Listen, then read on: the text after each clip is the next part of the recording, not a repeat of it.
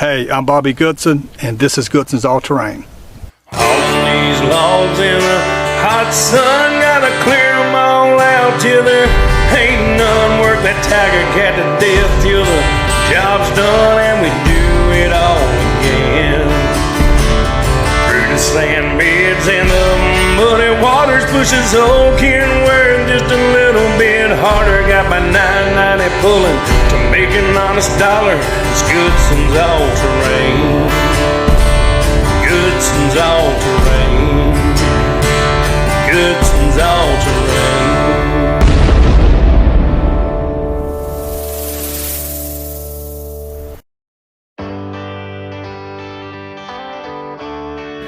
There's not a lot of downtime in the life of a swamp logger. Nobody knows that better than the crew of Goodson's All Terrain. When we last left Bobby and his crew, they were finishing up on the southern end of the old Corbett track. They now have moved over to another section of the same track. And with Corbett timber shut down, that means extra long hauls to Montague and Georgetown. This slows down production, leaving a lot of wood on the decks and not enough trucks to haul it. There are a few contract drivers that try to pick up a little slack, but with the amount of wood versus the availability of trucks, in addition to the long hauls, it's proving futile.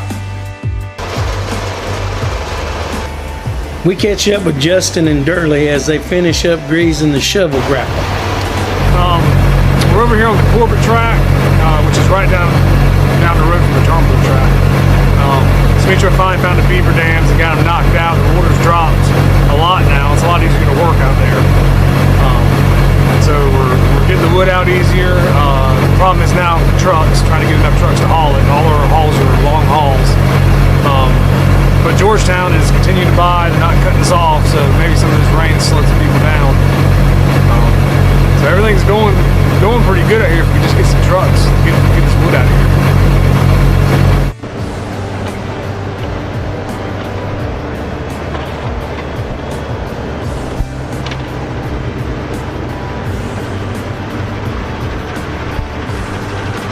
We also catch up with Terrell, who was MIA on the last episode.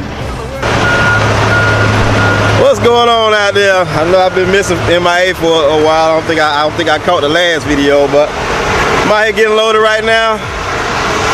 Yeah, like always, it's been kind of tough out here. They moved us down a little bit further down into some logs over here. And hell, once they moved us to these there, look how many logs we got stacked up. Logs, and once they moved us in the logs, the mill that we take the logs to, they decided they wanted to shut down for probably 2 weeks to fix the parking lot, which it needed to be fixed because it was coming apart as we were driving on it, and it was just tearing. It was just old asphalt, and it was just tearing all the trucks, the heavy trucks tearing the asphalt up, so they had to get it fixed. And they moved us over here so we could haul over to them, and now they're not taking it, so now we got all these logs stacked up and really nowhere to take them. I mean, we can take them up to Montague, but you can't get so many loads up there because it's so far away. And we're still getting cut wood for Georgetown, but we're not getting as much cut wood as we was. And when we had a lot of cut wood, Georgetown didn't need a lot. Now Georgetown needs a lot of cut wood, we ain't got much to take to it. But I mean, neither here nor there, just, I don't know, there's always something out here in the woods. What's going on, Gary? Huh? I'm telling about how they moved us in these logs and now the people don't want to buy them. Ain't that something? All that time we had all that cut wood. Georgetown didn't want to buy much. Now Georgetown needs cut wood and we ain't got much cut wood. We got a bunch of logs. You know what I just told you? If this was fun, everybody want to do it. I know, right? It ain't no fun. What's going on? Big O! What's up, Gary? I'm gonna get up. I'm doing this turnbull, then I'm gonna drop my empty in here and I'm gonna go back. I got a doctor's appointment. If he's got another short, I'm gonna pull him in short a little bit. Yeah, I'm gonna try to work tomorrow, so if I get it, okay. All right. Well, that's about it. Just another day in paradise. We'll see you later on. But yeah, y'all don't forget to hit that like and share button.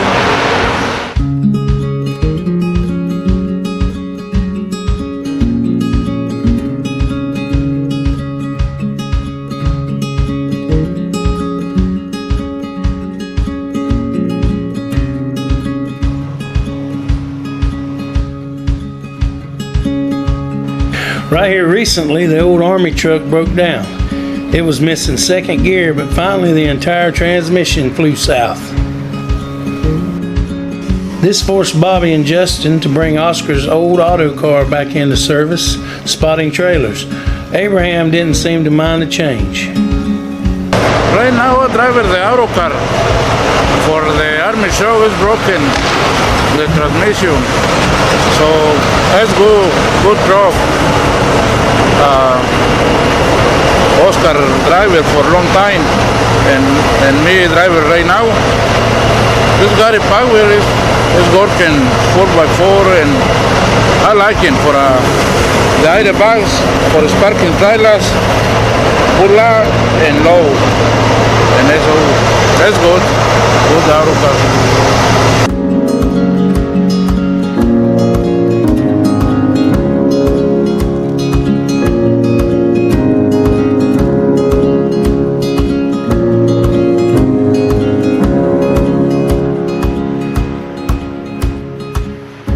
Now, it's no secret on the job site that Terrell and Gary enjoy antagonizing each other whenever they get a chance. Nothing like good jokes on the job site.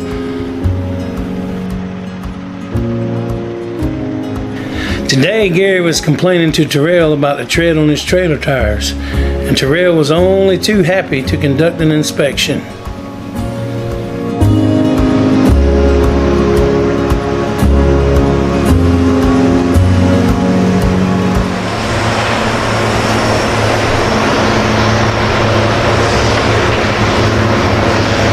Turns out there weren't much to inspect. You ain't talking about that.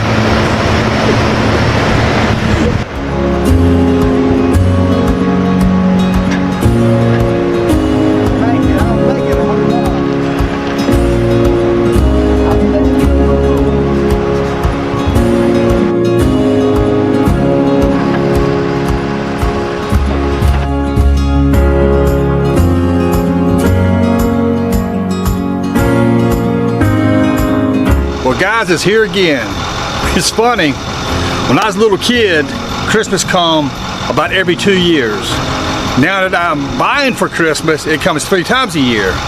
And it's here again. And, you know, for us in the logging industry, you know, it's always a bad time because usually it's wet, you can't work, or, you know, for us this year, it's actually quotas. I mean, but anyway, it's a tough time right now in the woods, and I got to try to get Christmas bonuses together. And of course, you got Christmas falls on a Wednesday, right in the middle of the week, and we usually take the day before and the day after off, so that's going to mess up that whole week. And then it's going to put New Year's on a Wednesday, and we usually take that day off. So we got about 2 weeks here that we're not going to get a lot done. But I try to keep my mind on what Christmas is really about. It's not about the gifts. It's about the Lord Jesus coming to die for our sins here on this earth. I mean, he was born to die for us, and that's really what Christmas is about. And I keep that in the back of my mind. But it is kind of frustrating with, with the way people prop it up and they make it so, I don't know, commercialized, and that's really what it shouldn't be about. But it is. But we're going to deal with it. But it's always a good time, and hopefully we can get the bonuses together for the guys. We haven't had a chance to introduce one of the new skidder operators. Everybody say hello to Mr. Junebug. Hey, Junebug, aka Timber Dog. I've been doing this for a number of years. Worked for Bobby Goodson, all-terrain, swamp logging. And I can run in it mostly anything out here. Over 20 years.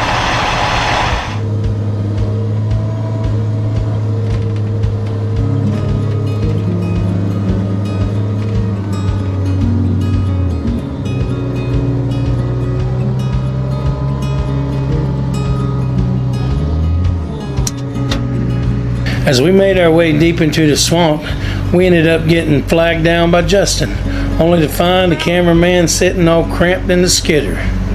I can't even get a ride back down to the daggone tractor now.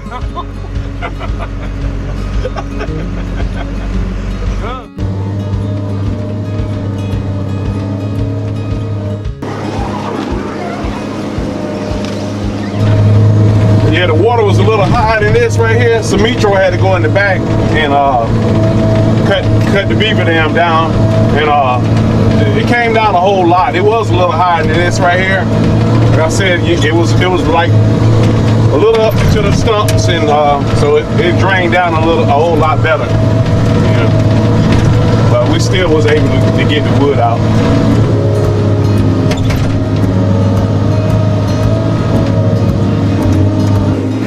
Running in the swamp, it is absolutely imperative you stay on the road. A hole that you hit off the road can be 4 or 40 feet deep, which makes the possibility of losing a tractor very real.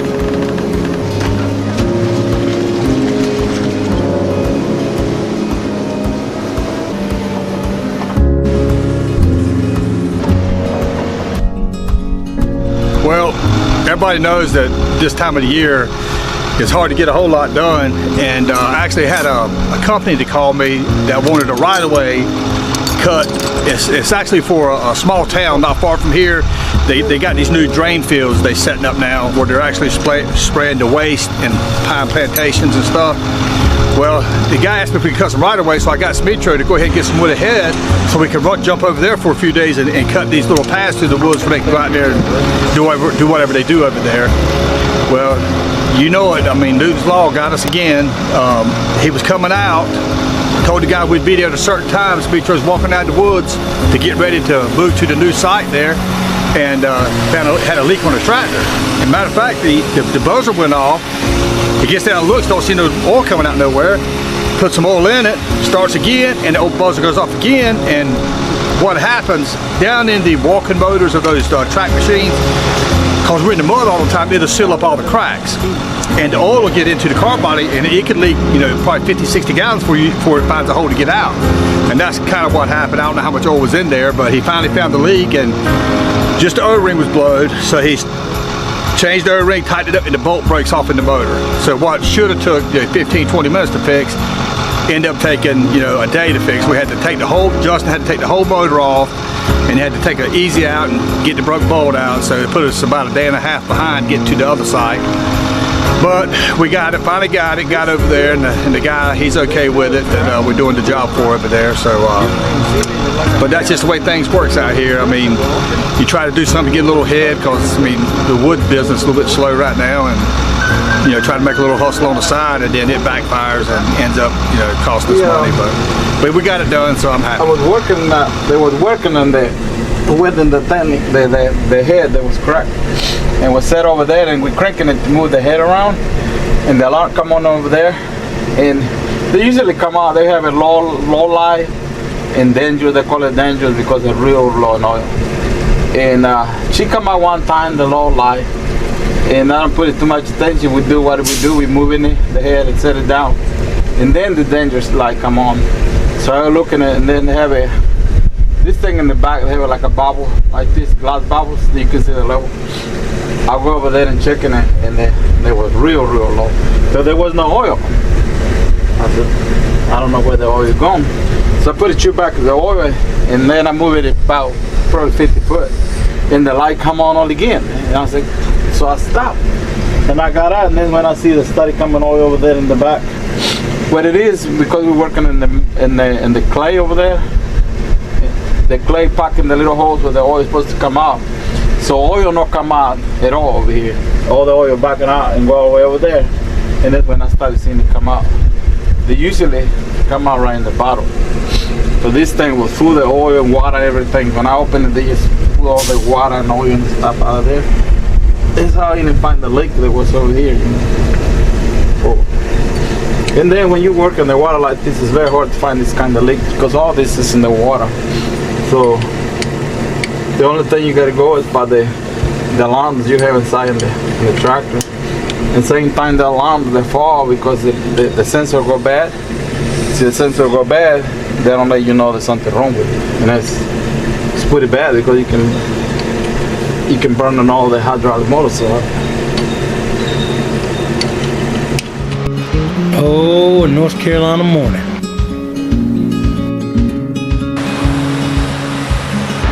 Well, after a relaxing Christmas vacation, the boys are hard at it again.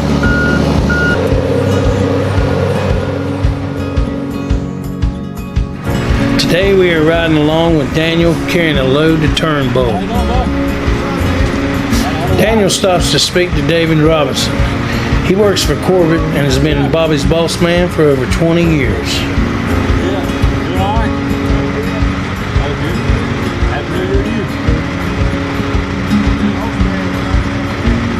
We also run into Bobby along the way.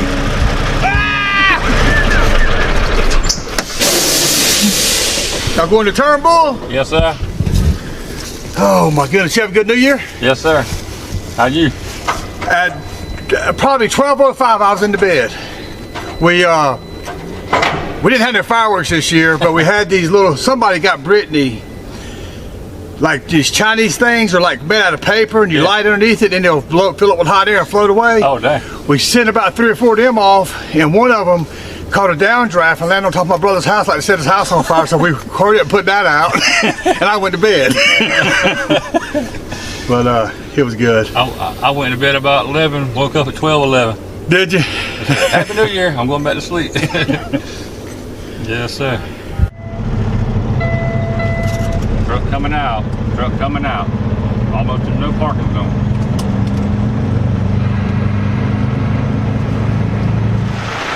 Making sure the wood is securely strapped is paramount.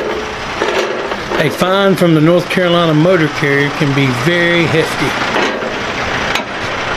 Now there's no way on God's green earth he could do that twice in a row. I guarantee that.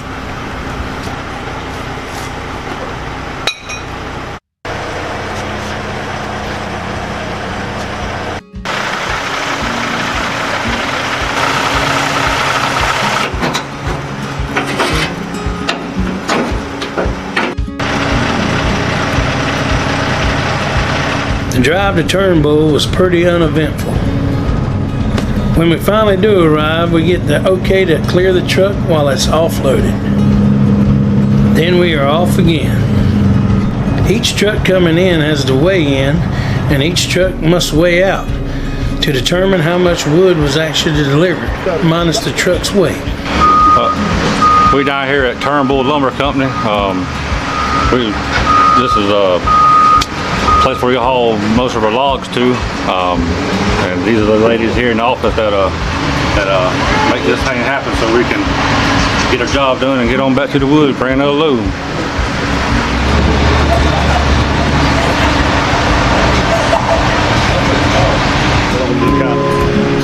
On the way out, we run into Monkey and shoot the bull for a little bit. Come on, let's see that man that they fell down there and went to do a lot of that. I'm going to stuck right here on the deck. Okay, bad 30 kill on too. Make it happen. Right, we're all out there to try to get right long, cover short. It made about 2:30, everybody in there. Next time I get it, and then see what in there. I go together, I have to cut the wood off in the fence. They won't be taking the wood. 2 trucks coming in. Hold on. Y'all playing to sleep for later. You can come on around. When I get by your naughty trailer. Oh, the comedy that comes out of that CB radio. Count on me. Playing the sleeper later. Okay, let's try again. Alright, get it.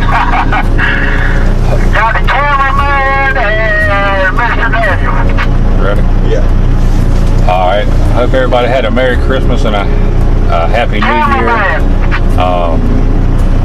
Maybe soon we'll be able to get a walkthrough on the Turnbull mill. Y'all just keep watching for that, and we'll see what happens.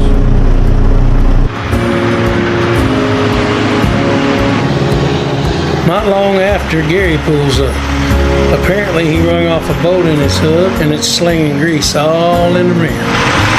Keep me just as hard as you can keep me. The day before, Gary had another encounter when his mirror cover flew off after hitting some debris on that wide road from Whiteville. We got down this side of Murray Beach yesterday morning. A big piece of equipment had been there and hit a limb or something. It was hanging down, and of course you know I hit it. Knocked the mirror on this side all the way in against the glass. Well, I got it back out. going to Everest yesterday. They're about white, so I heard something flap, flap, flap, and that thing come up and went in the air about 40 foot to cover. Yeah. But I marked my spot where it come off at. You know, And I come back and I stopped. I had to walk a little bit further than I wanted to, so I went and found it. I'm gonna let Kenworth place put it back on. they I don't remember what part of it was, but Kim said he was going down the road the other day and his mirror fell off. The glass fell out or the mirror fell off, I don't know what fell off, but something fell off. That arm breaks it where that arm hit it, that Lynn hit it, it breaks in the middle. So it didn't really hurt the mirror bad, but it hit it hard enough that it loosened that cover. I got the cover. I'm gonna let that guy at Kimball put it back on. So they didn't tell what that thing cost. Now that New Year's and Christmas is over, the crew can focus back on the job at hand. Not much has changed as far as the job, just a lot of wood and not enough trucks.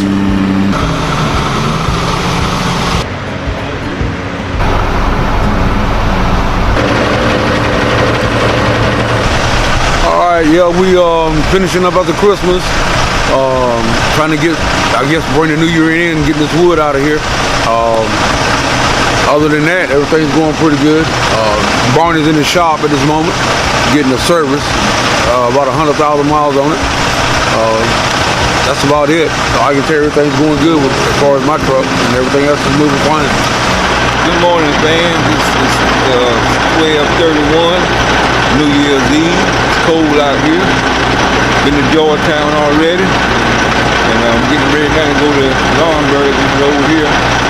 I need 3 more long loads trying to make that bonus and for the week. So I don't know what the load count look like, but I hope it's a good load count for this week. I know it makes Bobby happy. Update on my house. I've been there a month, nothing make one payment. So I gotta hit the books, get this truck rolling, make them payments, and be safe out there on the road. And I hope everybody have a happy new year and a good year coming up for everybody that can hope. And we'll see you then. Peace out.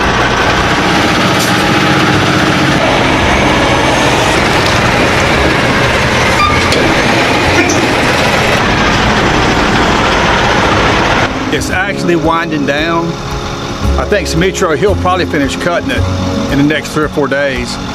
Matter of fact, I talked to David earlier today, and you know, I hate beavers. I mean, I ain't never hid the fact that I hate beavers, but they kind of helped me this time. Y'all know we've been fighting the beaver dams out here. I mean, there's been like 13 of them in Buckle Creek, and they're all out in the woods. It's really been a pain, but there's actually 2 big tracts of timber that is in the same area we're working at right now, and the beavers got in there and they started stretching the trees out, and the landowners finally decided that, you know, it's take a chance on the trees dying and not being able to get them out. They decided they could go ahead and cut it, which is good news to me because this is really good timber down here, and of course it ain't signed, sealed, and delivered yet, but we're talking, and I'm hoping that it comes through, but it'll add 500 acres to what we're already cutting, and we need it because, I mean, where we're at right now is a good location, and the ground isn't real awful. It does flood, and when it floods, you just gotta, you know, leave for a little while, find a higher ground, but the water usually doesn't stay flooded very long, but we got a good variety. That's what we gotta have right now. We got a lot of different varieties of logs, and we got good pulpwood, and it's some of the best wood that you'll cut. It's some of the best wood that I've cut since I've been logging in 34 years. I mean, I've cut good tracks, but nothing with this kind of volume and be able to stay here this long. So that is really looking good for us, and you know, we need it, and I hope everything works out where we can stay here and cut. Even though we're an hour and a half from home, this is about as close to home as we get. We never get real close to home. So y'all just pray with us that everything will work out and we can keep these trucks rolling, because I've got they got to run a long time to pay for them, and hopefully we can get these old tractors fixed. Of course, this is another thorn in our side. We've been running the super singles, gosh, for 10, 12 years now, and they quit making them, or we can't find them anymore. Not the 60s. I mean, you can find 44s and 50s, but they're not wide enough. It's got to be 60 or wider. And we put duals on, and these bigger tractors pull such big pulls of wood that the rims can't stand it. This is be the 4th or 5th time that we have actually broke the dual ring off, or the rim busted, or whatever. But we got a fix for it. It's just going to take 5 or 6 weeks to get the parts in. On the front end, we put these big pipes. The pipe takes the stress off the rim and puts it in the pipe. You know, it's like what the farmers do with their tractors.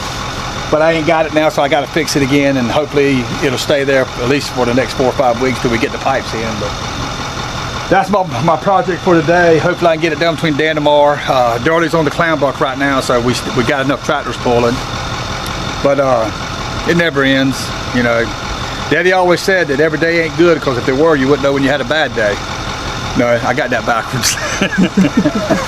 Scratch that.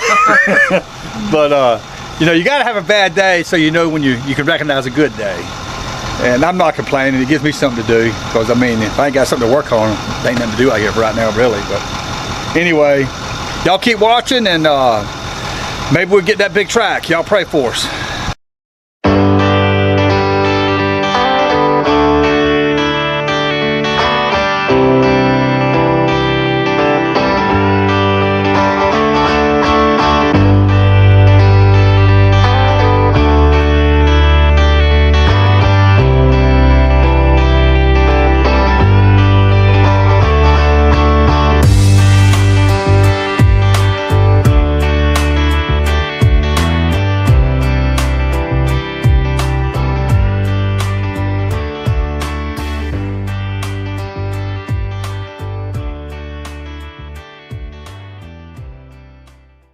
Guys, we got a question from a viewer.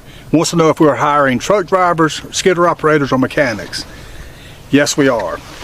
If anybody out there needs any one of those jobs, anything pertaining to our industry, if you could just call our office, give the girls in the office, my wife Lori and Kim, your information, and you know, tell me what you can do and your experience level, because it's hard to find good people that want to work.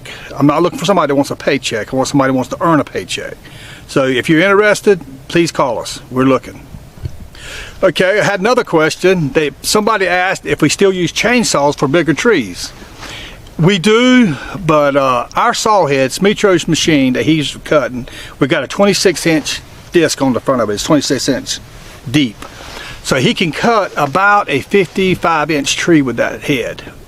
And there's not a whole lot of trees left that is bigger than that. Not where we're working at anyway. So we do have a saw. We still keep 2 chainsaws, and I don't think we put gas in them in the last 4 or 5 years.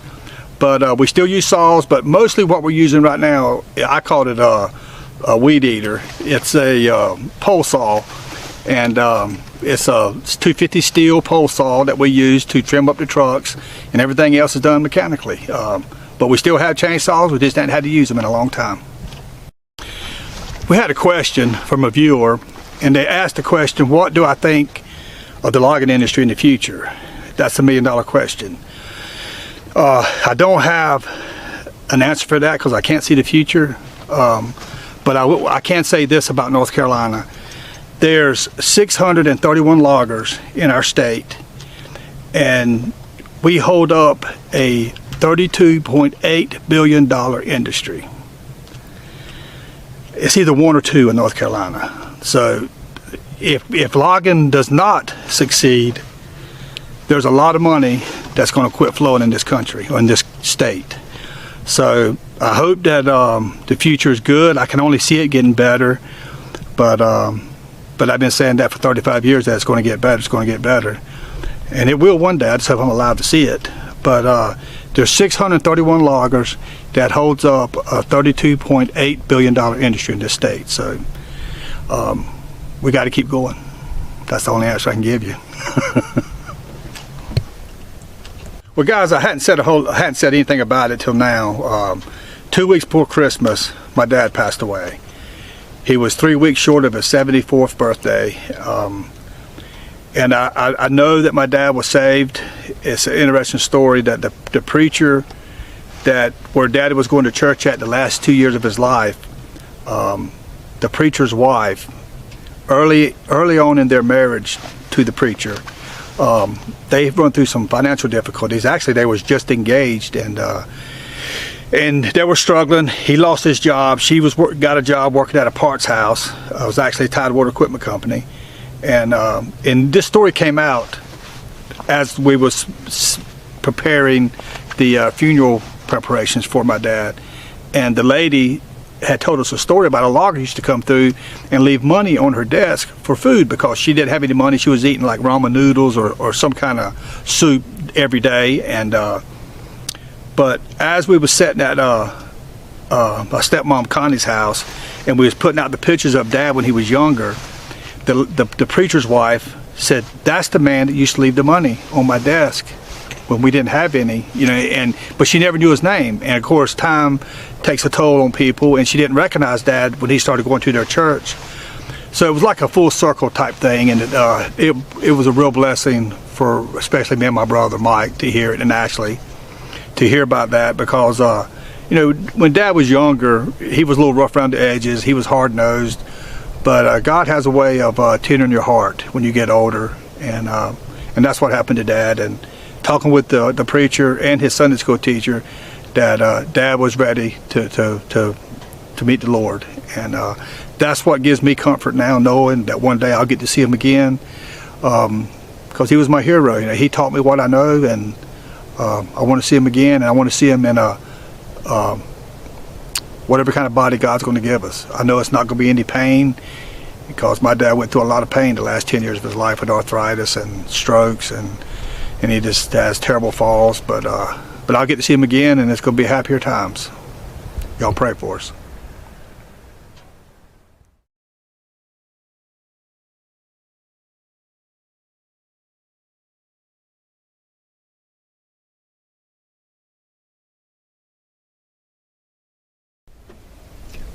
Well, guys, we're at the end of the video again, and y'all see our struggles. We're still fighting beavers. We're still, you know, trying to get the wood hauled to the mill. You know, we just got long hauls and don't have enough trucks, even though we got new trucks. But y'all keep watching the videos, hit that like, share button, and we'll keep you posted on what's going on here in the swamp.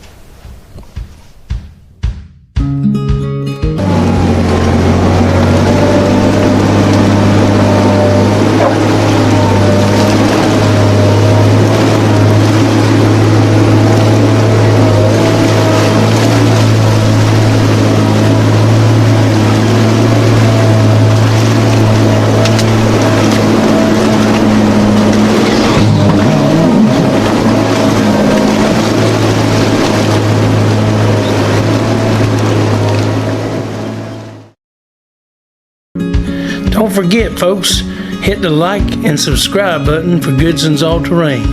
And if you want to, just tell your mama, tell your daddy, tell your brother, tell your sister about it. Heck, tell your cousins, your grandma, your grandpa, the mail lady, tell your preacher, tell your teacher, tell that man you buy your tomatoes from at the fruit stand. Hey, maybe that boy that walks your dog. You can tell a stranger if you want to. Anybody you tell, just tell them to watch Goodson's All Terrain.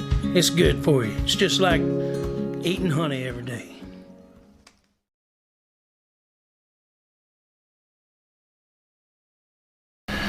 Goodson's All Terrain is a Real Stories Entertainment production.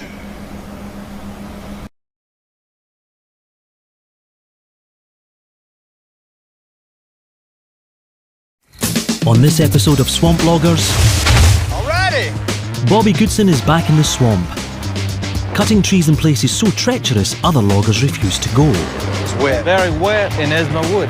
With his son Justin by his side, they're dealing with damaged timber. I cannot tell you how much good wood is in there. Just be careful. And trouble at the mill. I'm down here at the log yard, and we're just about out of wood. As the crew rushes to meet high demand, Come on, guys, where's the wood at? it pushes every man and machine I got it back. to the limit. What's that? That's all we need.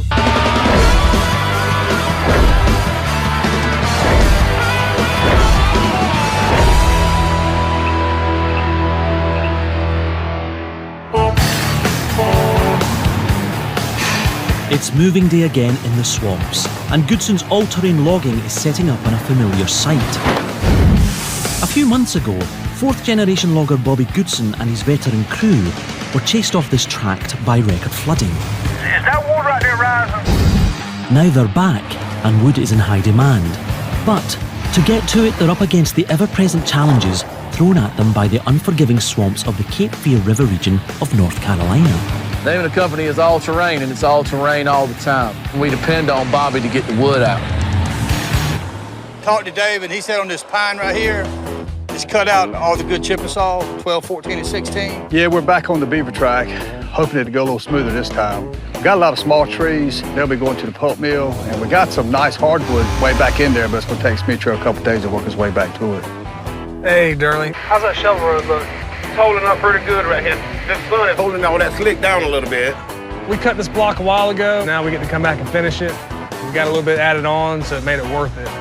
Close to the mill again, about 9 miles. So I mean, we can do good over here. All right, guys, let's get this party started. I want to see some trucks moving out of here. I feel good, it's warm, no coat. Only one thing, a lot of snakes. Hey, boys. I don't like snakes. We've seen probably more snakes in the last few weeks than we've seen the whole winter. You know, you just don't want to, get bit by a water box and know where you're at. The hot, dry season raises other concerns. When it gets dry and it starts getting 100 degrees out here, all this debris that builds up on the tractors, stuff will catch on fire. Once his crew is completely moved in, Bobby brings them together for a quick safety meeting. We're fixing to get into the summer months. I want everybody, sometime today or this week, we need to check your fire extinguishers, make sure there ain't no rust in the tanks. Yeah, just check the manual tanks, and if they're low, just give them to me and I'll fill them up or whatever. Main thing, just be safe and just try to watch out for everybody. We're all here together, we're all a team. Let's do what we can, all right? With all systems go, a truckload of hardwood logs heads out to the Corbett Lumber Mill, a key client of Bobby's. Just like with the swamp loggers, the dismal rainy season has hit the mill hard. We're Corbett's main supplier for logs, and we haven't been on a track that's had many logs. So right now, the wood yard is real bare. We're hoping that we can get it built back up. It's part of John Dean's job to keep a sufficient list of logs on hand. Coming in the parking lot there, I knew we were getting low, but it was kind of shocking to see there was only 2 small rows of logs left on the log yard. Hey, James. Hey, good morning, John Dean. How's the mill manager doing? Well, I'd be doing a lot better if I had plenty of logs to run.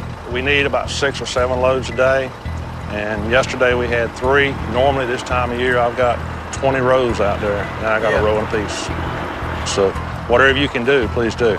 That's right now about 85 to 90% of Bobby taking care of this mill. We've got to get on the stick and get wood rolling in here.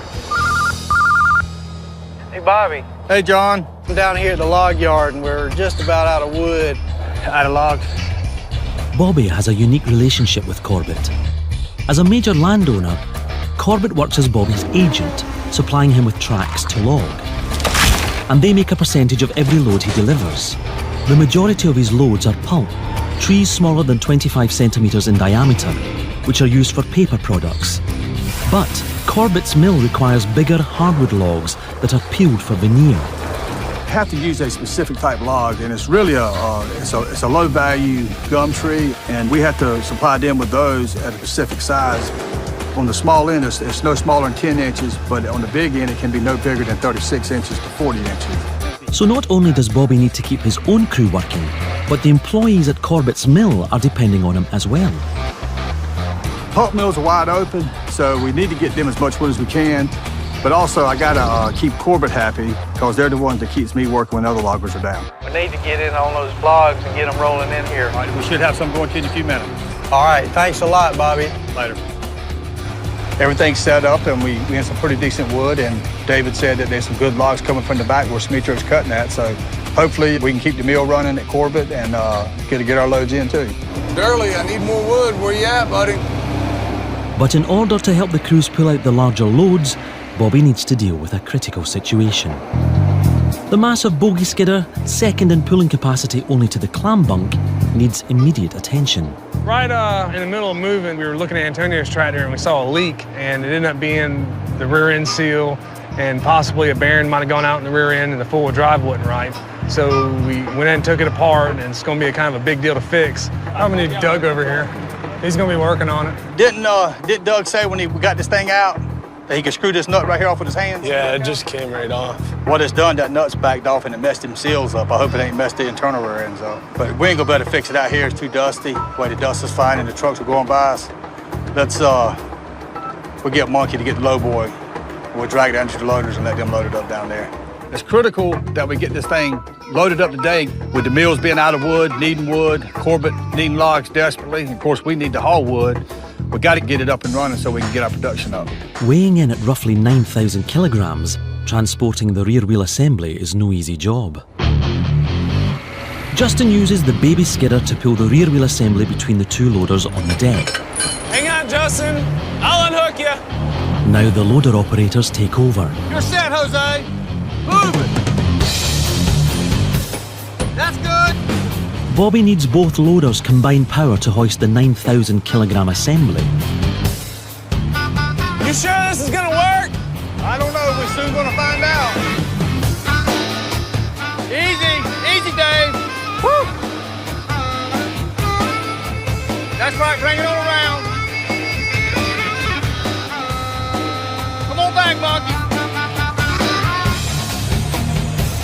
The lowboy trailer is only 3 meters wide, leaving no spare room for the massive assembly. It's going to be a pretty tight fit on that lowboy. It's a little nerve-wracking. If we don't center it just right, it could roll off, hit one of the loaders, or who knows what it could do to the axle.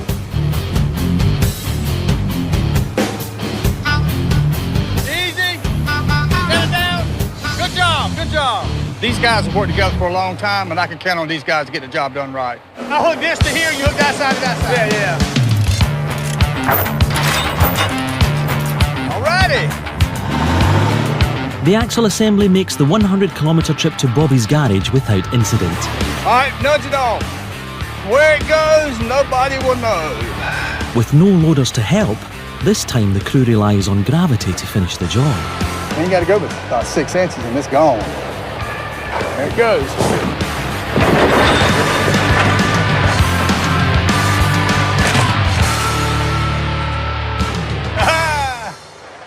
The quick way to unload one. Didn't even hit the trash can. The job of fixing the bogie will fall to mechanics Doug and Justin. So Bobby heads back to the tract. Hopefully we can just put these O-rings in and get it back going pretty quick, but if not, the tractor's gonna be down a minimum of 30 days. We really can't afford that. You know, we got the little tractor as a backup, but it's not as productive. The baby skidder has only 50% of the pulling capacity of the bogie, but with Corbett desperate for wood, Bobby needs all the help he can get. What's up, Justin? Hey. How's it going out there? Oh, it's going all right out here. Might need to check on Smitro, then. Out in the swamps, Summitrio is encountering unexpected conditions.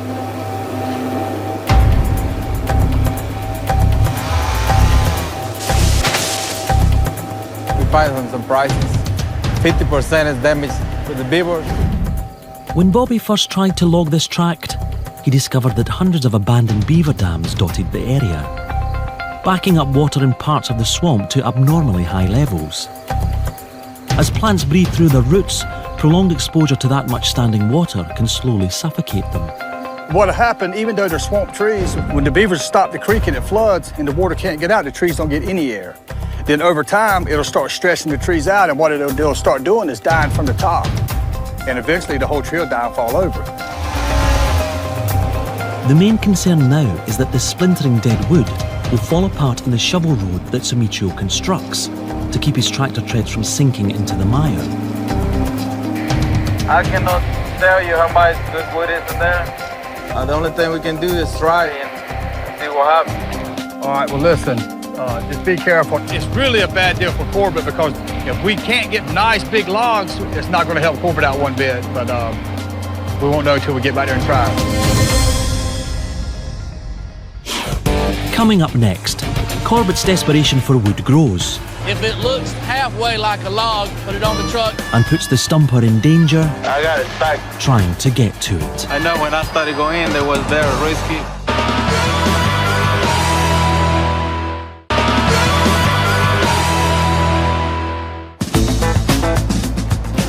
Shirley, do you have any logs coming? I got a truck to fill to get a Corbett. Yeah, I'm fixing to load me up right now. Might help y'all, son. After settling back in at the Beaver Tract, the swamp loggers are pushing hard to get their usual 100 loads a week, while trying to deliver at least 6 loads of hardwood to the Corbett mill to keep it up and running.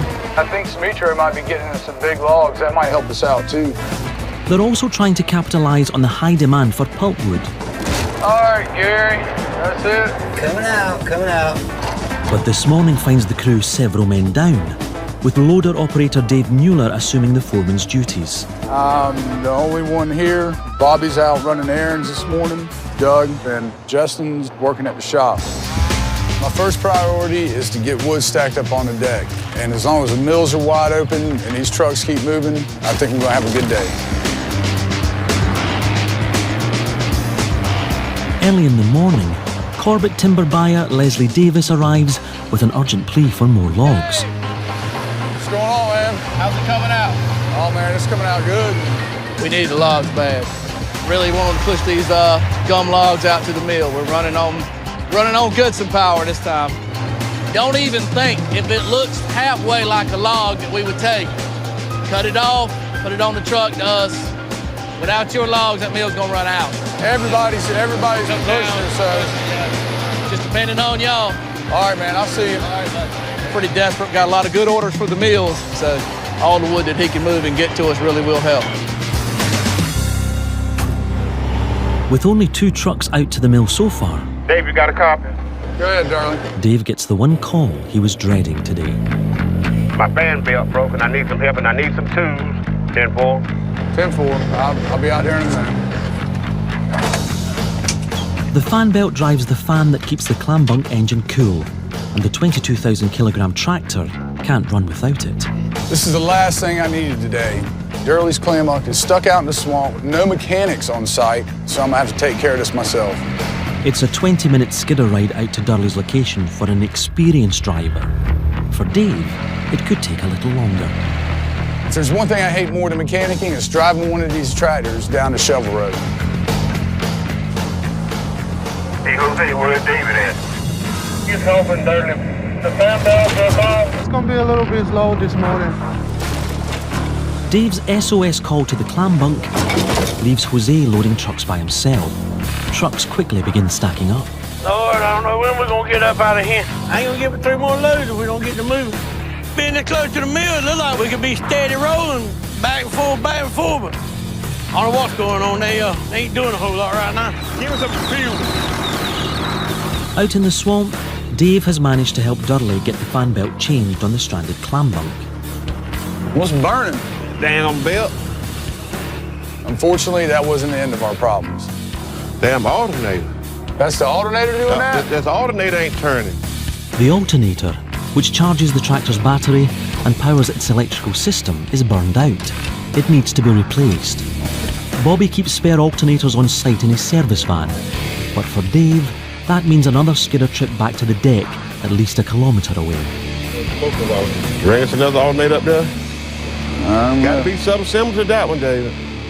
We'll find out.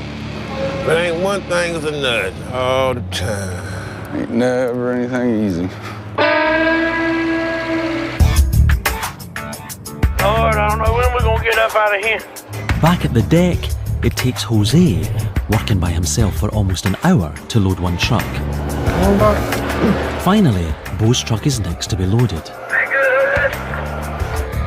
And he takes matters into his own hands to speed things up. I run a load of some. I've come in a lot of more loads, get on out for everybody else does. I ain't good at David and Jose, but I can do enough to help out a little bit, to keep having to sit around so long.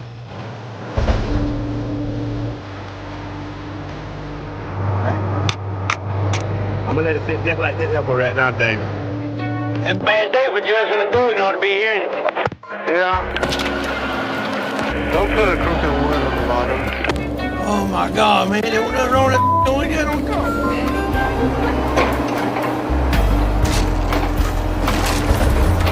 Despite Bo's less experienced loader skills, he manages to help Jose finish loading his truck in just over 30 minutes, the fastest time so far today. right, people, I'm out of here. An hour later, Dave is more than ready to get back to his loader. We're in business now. Yeah. Only took 3 hours. Soon after, the deck is moving at full speed again, but logs for Corbett remain in short supply. Come on, guys. Where's the wood at? I got a few Corbett logs on this pool I'm pulling in right now. Out in the swamp, Sumitrio is having problems getting to the good trees.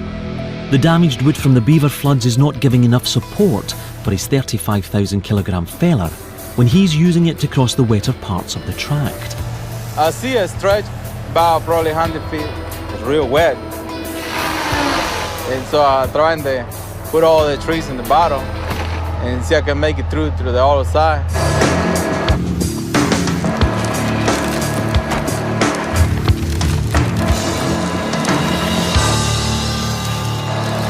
But the trees, they broke in half and just sink down and you don't move. Now, alone and at the edge of the swamp, Sumitrio has pushed his luck and needs help. I know when I started going in, they was very risky. At the same time, you got to push it. He must get the feller moving again quickly before it sinks even deeper into the bottomless mud. The shovel logger is the only machine that has enough combined traction and power to pull the feller out of its muddy trap, but Sumitrio's not ready to pull the shovel away from its own job just yet. The chill was about half a mile for the way back over there. It'd probably take about an hour to make it over here. Antonio, I got it stuck. Can you bring me some wood?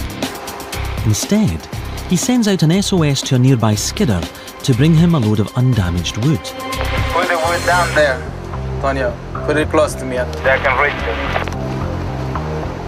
Now, he must rely on his 20 years of experience in these swampy conditions to build himself a log bridge out of the sinkhole.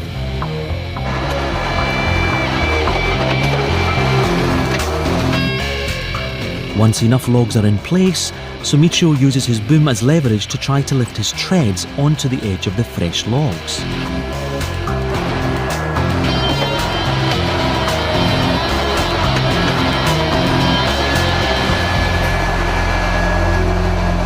But the feller still refuses to budge. I decide to turn it around and push in a different direction. With the added push of the 3,200 kilogram feller head, Sumitrio manages to shift his tractor's treads up and onto the new logs. The stumper head almost disappeared in the mud. Sumitrio's quick thinking pays off. A few minutes later, he's completely out and headed for the deck. It's been a day of costly delays. Although the crew managed 18 loads out to the pulp mill, logs for Corbett remain elusive. They don't hold it, nothing. That's not good. I don't think I'll be able to make it this way where the good wood is. I'm afraid that we're going to lose the tractor over here.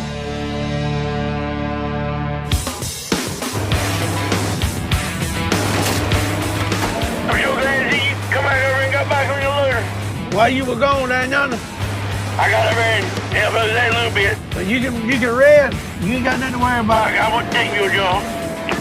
Funny how things work. I wouldn't have yours either. After a series of mishaps yesterday, trucks are rolling out of the swamps without a hitch this morning.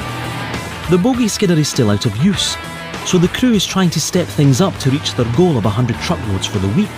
Even a few log trucks are making it out to Corbett. Hey, there's a load right there. Yeah. While most of the logs have been the smaller pulp quality trees heading to the paper mill, the larger log quality trees are toward the back of the tract by the river. Is the map down on your tractor? Yeah, I get it. Bobby's first priority this morning is to find a way to get Sumitrio safely past the dead zones of the beaver kill so he can start cutting the good wood. I have a hard time crossing into this spot over here. All this wide spot that you're seeing over here, it's wet. It's very wet and there's no wood. I have poplar trees about to be in the bottom and they just crash. One piece coming like this, this one coming up and the thing's sinking now. We was hoping we could cut a streak all the way across the back of this track and pull it all back to one deck. But those stressed trees, they're not gonna hold the tractors up, so what we're gonna have to do is make another deck. If we have to put the loader right here, That'd probably be the best scenario. Is that wood good right here? Yeah, this wood is a good wood. All we got to do now is figure out how to get across the dead zone to get back there to the good wood. If we get that figured out, we can clean this track up pretty good. Go ahead and cut all this like you're talking about. I'll walk back in there and see if I can figure out the closest point to the road. The plan is for Sumitrio to continue cutting the accessible trees, while Bobby heads out to the far end of the tract to conduct a first-hand scout of conditions there. This is the mighty Cape Fear. I'm gonna try to walk along the river to see if it is, in fact, big gum trees. That's the furthest point that we're trying to get to now to make sure it's what we think it is. We're right on the edge right now of the big beaver kill where they killed all the trees at. See, here's a good example of the beavers. See, been a long time ago, but they gnawed her down. It's all dead. It'll fall over shortly. But see, there's another one. Looking back that way, notice the tops of all those trees out there? Trees are still standing, but the tops are gone. The backside of the beaver kill. And see, that's the good stand there. Finally, Bobby spots the kind of logs that Corbett's been starving for. Large gum trees, perfect for the veneers they manufacture. That's a tree there. It's got to be 80, 90 feet tall. That's a heavy tree. Don't take many of them to make a load. This is sweet gum. This is beautiful, beautiful trees. This has got everything that the mills need to live on, and plus all the pulpwood. We just got to get back here to it because this is prime time stuff here. As he works his way back into the woods, Bobby approaches an abandoned beaver home. This area was flooded until Sumitrio destroyed a nearby dam a few days ago. That's the beaver house. Where those little sticks are piled up on the very top, that was probably the only part that was out of the water. So Sumitrio's let out quite a bit of water by cleaning out this little spot right up there. As he struggles to walk through the once waterlogged area surrounding the dam, Bobby gets his first up-close glimpse of its deadly effect. The surrounding trees have virtually suffocated, their roots rotted in the high water. It's not what you want to run into when you're out here trying to shovel. Big dead spot. It's bad. People lose a lot of money. Causes a lot of problems.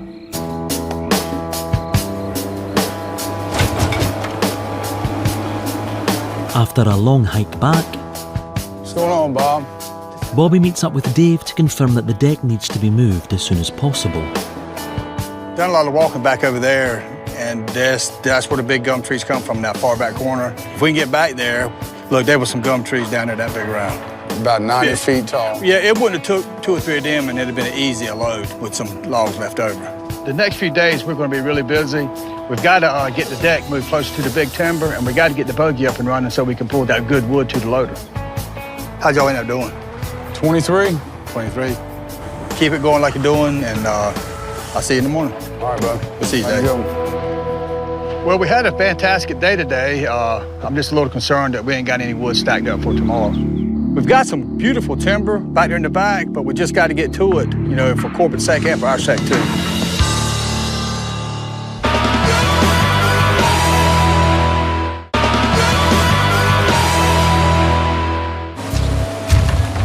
I got here super early.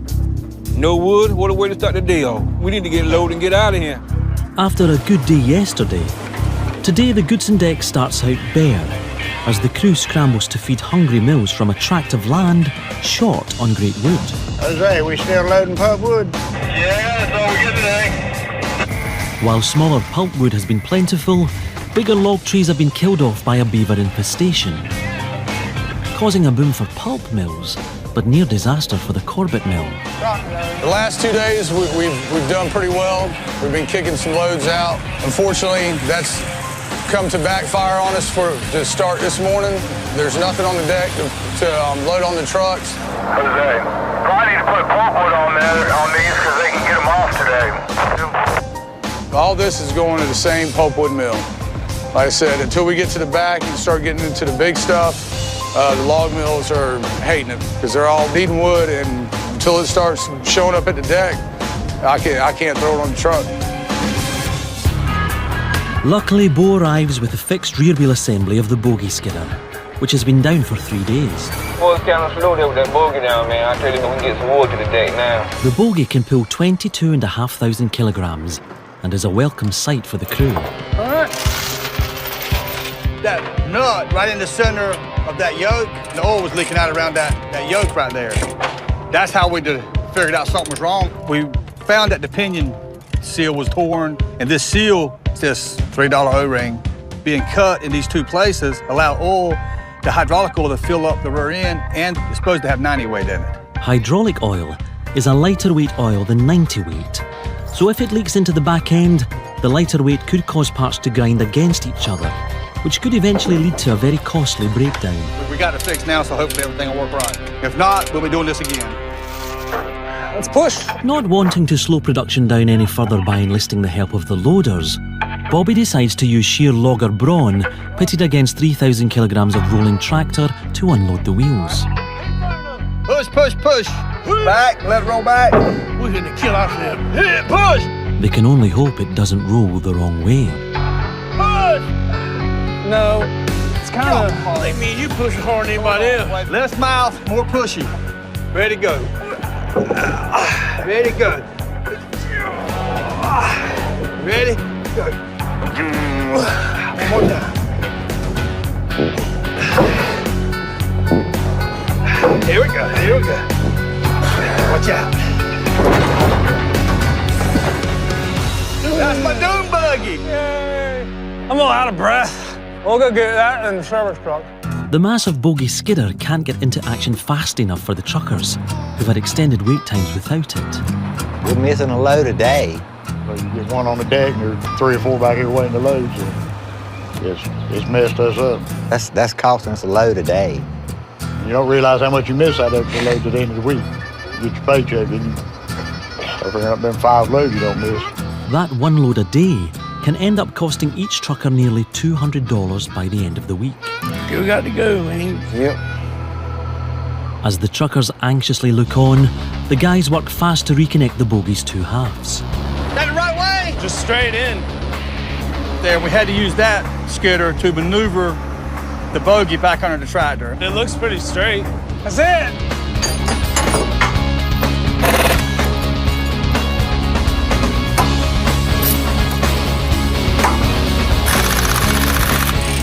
All done. Good job, Doug. Good job, Justin. Let's go home.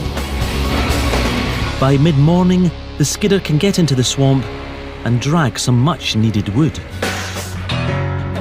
What load is this? We got 15. Finally, a load of logs pulls out of the deck. DJ, take that load to Corbett. Damn fool. Today ain't going so great. Maybe it'll pick up when we move the deck over there to the next road. Maybe it'll be a little bit better on everybody getting in and out. Yet the small success may be too little, too late. Corbett timber buyer Leslie Davis stops by unexpectedly. Well, the mill's finally run out of logs. Right now, with the production way it is, that we just can't keep enough going in there to keep the labor working at the mill. We're gonna have to send everybody home. Due to the economy, now things are picking up a little bit. We got huge orders coming in, and we don't have any wood. We've got to send everybody home at the mill, and it affects our bottom line, period. So I hope it can change, but right now it's looking kind of bleak. Got plenty of wood here, but it's all pulpwood. Yeah. But there's a spot close to the river where the trees are bigger. Yeah. We can move down there and set up and see if we can get more logs to it. If we can get closer to it, we need to. We'll just leave this wood here, and we'll move around there closer to the wood, Yeah. where the bigger wood is. See if we get Whatever we can do, you know. All right. For Corbett, shutting down means 60 employees will be out of work for the day. And since Bobby supplies Corbett with 90% of their timber, making sure he picks up the pace is Leslie's main concern. All right, Leslie, we'll see you, man. I'll see you. The pressure is on. I know what it feels like when you can't pay your people. That's a lot of pressure, but we can do it. I know we can do it. We've done it in the past. We'll do it tomorrow.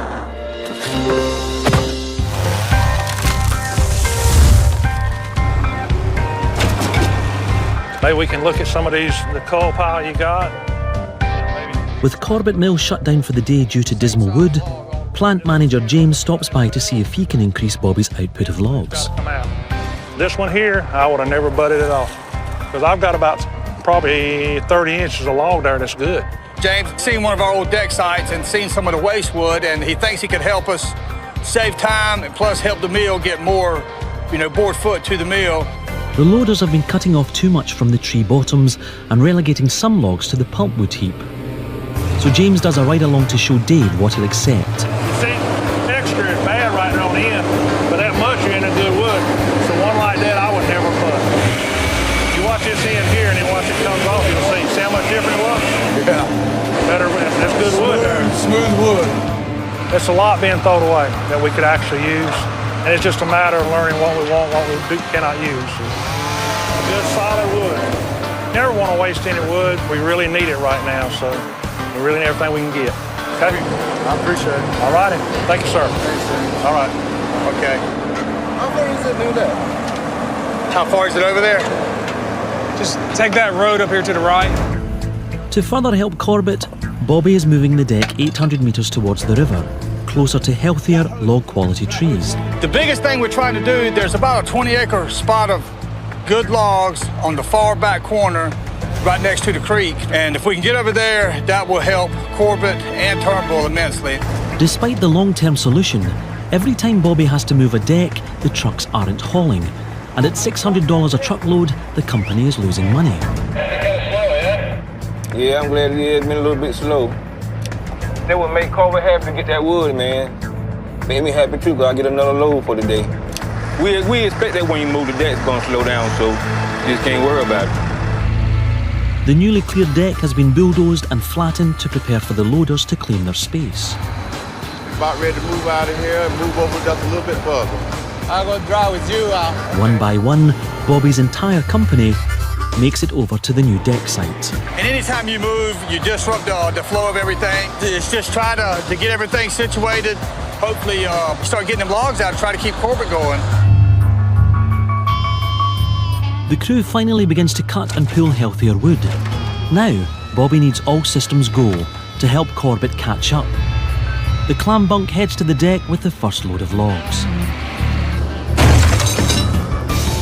Daggone, what was that? What was that? Did you hear that? Yeah, it was loud. What was that? The tire or something, Bobby. I ain't for sure what it was. All right, I'll be there in a minute. Hold on. My inside tire's busted, I think. Darley was coming up to the deck with a pull of wood, and we heard a big kaboom. The first thing I thought, he may have run over a ladder nut stump or something stuck a hole in the tire, but didn't see any holes. It sounded like a cannon went off. Sure did. The rim busted. Rim? Oh, yeah. Now, what happened is busted the whole inside the rim. That part of the rim right here on the inside, it split it almost 3/4 of the way around it. Looked on the inside, I could smell the rubber coming out, so I knew the rim was cracked. And the rim separated. It must have closed back up and pinched the tube, or it all done it at one time. The inside tire, it busted and made that big loud noise. Drive this tractor up there, you get it, and I gotta go find the other tire. I hope that other tire was the inside tire. When you drive up there, get it up there beside that, and we'll get up there and take it off. Okay, all right. The clam bunk, whenever it's pulling a pull of wood, the weight is transferred over to the front of the tractor, where the bogey tractors, when they grab a pull of wood, the front tires has got very little weight on them.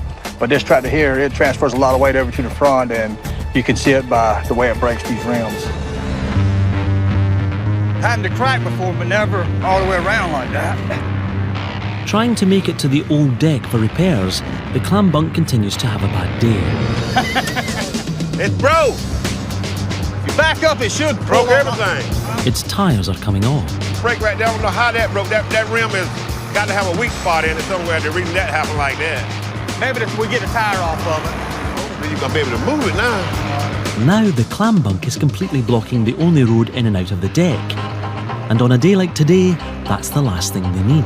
Justin, Darley blowed his front tire out. His rim split on it, and he stuck in the middle of the road. Got everything stopped. I'm gonna try to take the little tractor, see if I can pull him on up the hill and get him out of the way. Try to hold the trucks up so they don't come down here until I can get him out of the way. Beautiful. Now I got the road blocked, but Bobby give me a hand, try to get it up out of here and get it up on the hill. Gary, EJ, tell everybody they can't get in or out. Early's in the middle of the road, jamming up the whole road. He busted the rim.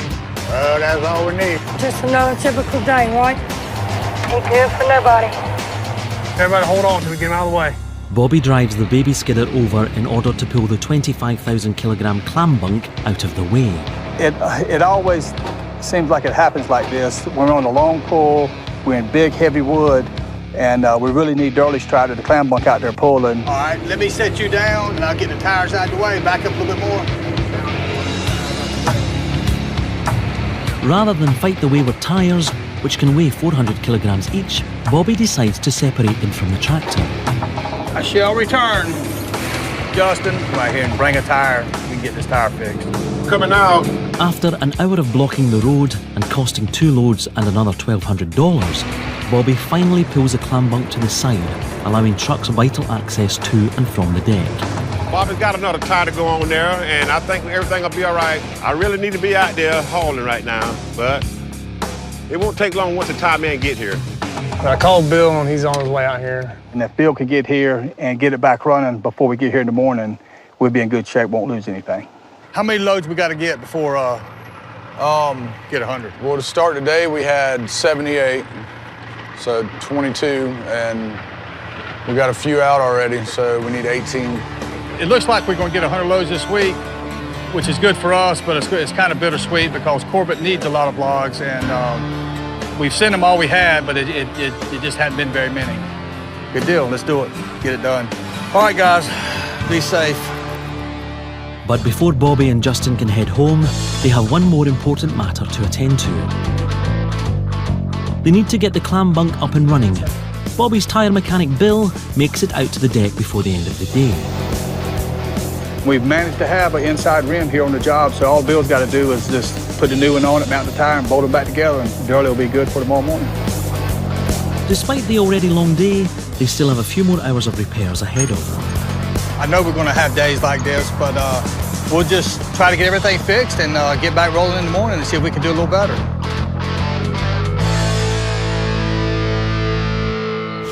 Coming up next. Big enough for you? Chef Dave tries to stretch the crew's culinary horizons. What is that? Spinach. What is that? Cucumber soup. This is probably the worst meal I've ever had.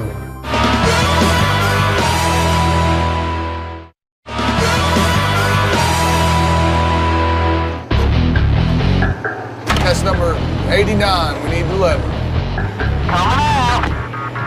With the clam bunk tyre fixed and the machine back in action, Goodson's all-terrain is just 11 loads shy of reaching their goal of 100 loads for the week.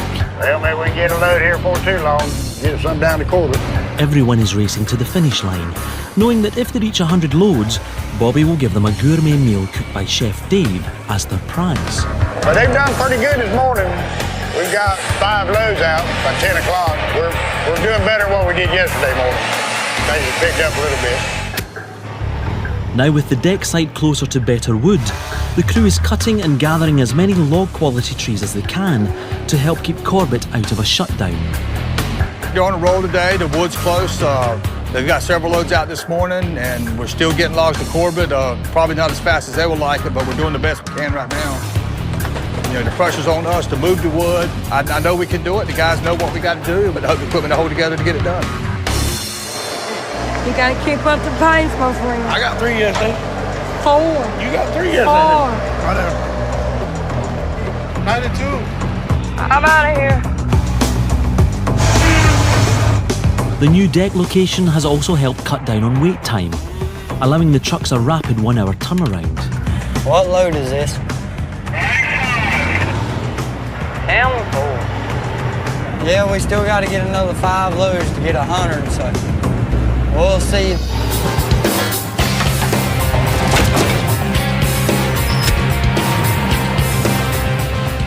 They don't be too heavy on them, man. I don't want to get them intimidated in the week.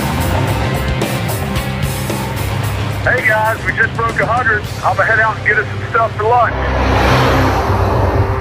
While the rest of the crew continues to log, Dave begins preparing for lunch. I'm just going to introduce the boys to a chilled cucumber soup topped with crab meat. Really? That sounds good. It is. It's really good. I want some fried pickles, too. You ever fried pickles? You want fried pickles? They're good. Everything turned out fine. The new deck is working great. Corbett's finally getting some logs in. They've reopened. And the only thing I'm not sure about is this cucumber soup. I thought cucumbers belonged on salad. I guess we'll see. Hey, welcome to Pond Valley Market, Dave. Smokey, what's going on, buddy? Not much. Same old, another day. How's it going out there? Well, if you're seeing me, we're doing pretty well. We got 100 loads, so got to take care of my boys. So, what else are you cooking out there? I'm actually making a grilled peach salad with roasted red bell peppers and yellow peppers, all your little variety of peppers, pine nuts. What else do I have for it? Raspberry vinaigrette. Keep it up, you can take my job, man. Nah, I'm pretty solid where I'm at, but with a particular track that we're cutting, it's some of the toughest terrain you've been in? It doesn't go deep, but it just gets in the, Slick, in the I treads. know about that. And, yeah. I know exactly what you're talking about. I grew up around these parts. There you go. It's big enough for you? That looks lovely. Appreciate it, buddy. No problem. You stay safe out there. Don't go falling in no mud holes. All right. Appreciate you coming in. Yes, sir. All right, Chris. Chef Dave gets busy trying to expand the crew's culinary tastes. Hell of a lot of chicken. 4-pound ham in there. Did some beets, poached some pears. Warm weather treat. And the cucumber soup. You can never have enough.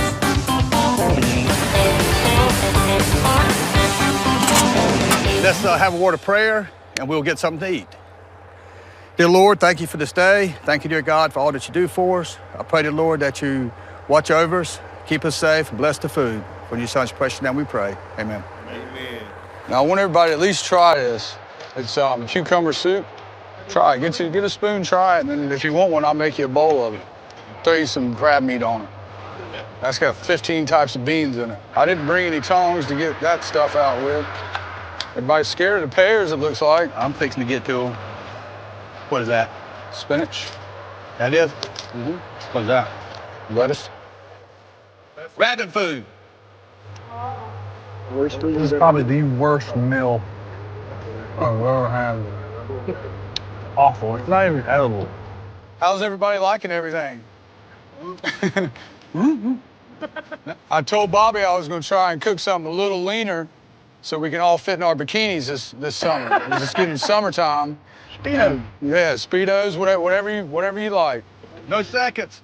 Get seconds this afternoon. We got to get back on. We need some logs. Corbett needs logs. No, go ahead and eat all the food up. We got to get back at it in a minute. Now I'm going to go dig in.